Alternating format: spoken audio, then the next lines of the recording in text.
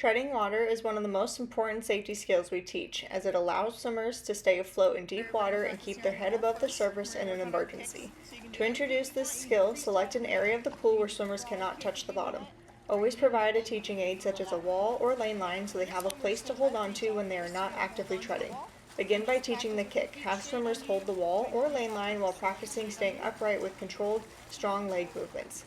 Bicycle kicks or breaststroke style kicks are the most effective, so encourage wide, deliberate motions.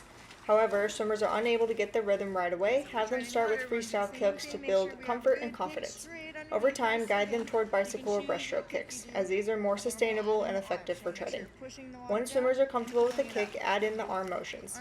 Arms should push and pull the water in and out close to the body with small controlled movements under the surface.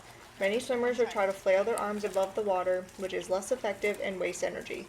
Their chin should always remain above the water. When combining the full sequence, have swimmers climb out of the pool, line up along the edge, and one at a time each swimmer jumps in, resurfaces, and immediately begins to tread.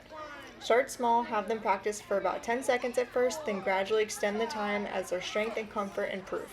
Once they finish the set time, swimmers swim freestyle back to the wall to complete the drill.